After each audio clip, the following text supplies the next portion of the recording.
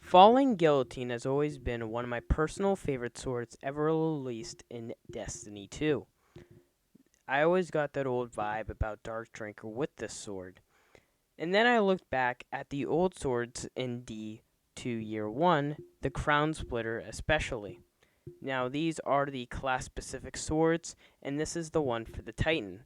And I wanted to know what it would look like if they faced each other, Falling Guillotine versus Crown Splitter. Unfortunately, Crown Splitter was sunset, and we weren't able to see the crazy results as they were. However, you could see some of it, but you wouldn't be able to use it in a lot of endgame activities because it was sunset. But now, the Crown Splitter is now in year 4. It came back in Season of the Splicer, so we can see how cool they are now with Crown Splitter on Sunset, and versus Falling Guillotine to see which sword supremes against the other. I hope you guys do enjoy this video.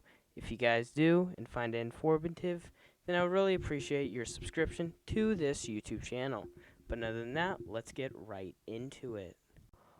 On how to require the sword, you need to be a Titan. You cannot get it on your Hunter or Warlock, and you can get it from Legendary Engrams and Umbral Engrams. There is a Umbral Engram uh, for swords itself at the recaster in the helm, and you can easily just go there and to get a chance of getting one of the 3 legendary swords, including Crown Splitter, as one of the best ways to get this sword. Now, what are the roles you can get on this sword? To begin with, we have the Hungry Edge legendary blade in the first column, the Enduring blade as another column, the Honed Edge, the Jagged Edge, and the Temporal Edge. In the second column, you can get Relentless Strikes, which is a popular one among many. You can get Tireless Blade, you can get Flash Counter, and you can get Thresh. The one that you're seeing gameplay of is the one with Thresh. In the last column, you can get Vorpal Weapon, which is very popular, Whirling Blade, which is the one I'm using right now with Thresh, Surrounded, and you can get the Counter Attack. Those are the roles you can get on this weapon. My personal favorites are Vorpal, Whirling Blade, Relentless Strikes, and Thresh, but it's up to you for those roles. For this video, we are going to use Whirling Blade to show the resemblance to the Falling Guillotine. So let's talk about Falling Guillotine. You can be any class you want to get this sword. It was released in Season Arrivals. It is a vortex frame, and you can get it like the same way you can get Crown Splitter from Umbral Engrams and from just completing activities on the solar system or around anywhere in the solar system, I should say. And yeah, so some of the roles you can get on this weapon are Honed Edge, like always. You can get Jagged Edge. You can get Temporal Edged. You can get Hungry Edged. And you can get Enduring Edge. Some popular perks are Burst Guard in the second column, Heavy Guard, sorry about that, Sword Master's Guard, Balance Guard, and Enduring Guard. Some other popular perks in the third column are Tireless Blade, Relentless Strikes, my personal favorite, and Energy Transfer. You can also get Surrounded, you can get Whirlwind Blade, which I'm using in this video, you can get Counterattack, and you can get the End Guard. So, those are the roles and both of the ways on how to get these weapons. So let's use the DPS of Crown Splitter on this Vex boss.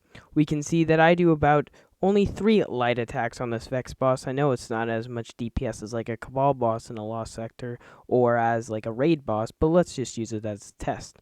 First, I only land 3 light attacks, but as you can see, every time I use the light attack, my damage increases by a little bit, resulting from 25,000 to up to 29,000 in DPS. This is such a great thing that Crown Splitter has, and with Whirling Blade connected to it, it is amazing. Now, I didn't get to show you what the heavy attack DPS is in this video on this Vex boss, but Yamid GG posted a video that I will leave where credit is due in the link to the description. Definitely check him out, where he showed that the heavy attack plus 5 light attack on a boss does 232,294 DPS. This is crazy with Whirling Blade, and if you can ever get something like Relentless Strikes as well on this, but with Whirling Blade, you can get a lot of DPS down with this sword because it has that heavy attack as well connected to it.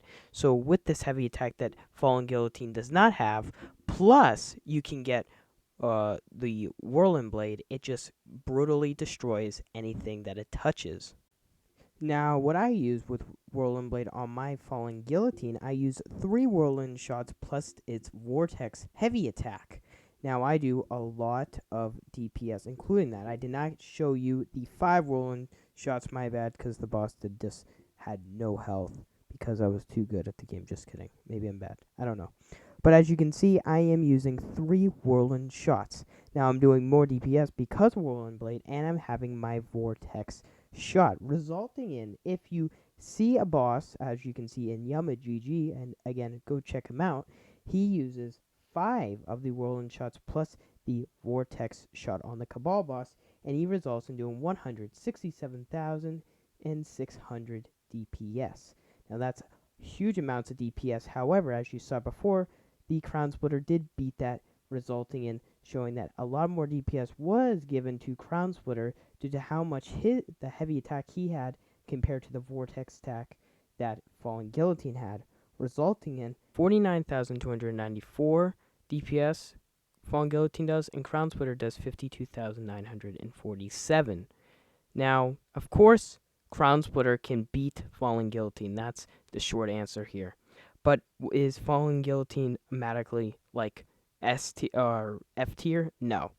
Again, Crown Splitter is only available for the Titan class, which means that any hunter or warlock cannot get their hands on this weapon. So Falling Guillotine still remains a viable option for those classes. However, for Titans, it does remain an advantage over that sword, knowing that Crown Splitter can do more DPS than Falling Guillotine in ways, beating it as their Vortex frame shot that Crown Splitter can beat with its heavy attack, doing more DPS, and if Crown Splitter can get Whirling Blade, it can do more DPS than intended. Well, not than intended. It is intended, sorry, then Falling Guillotine. This ends off the video. I hope you guys did enjoy this little short video. I want to try something different with reviewing weapons. If you did enjoy this kind of video, and if you want more of this, then I would really recommend you guys subscribe and, again, like this video. But I will see you guys next time. Thank you for watching. Bye-bye.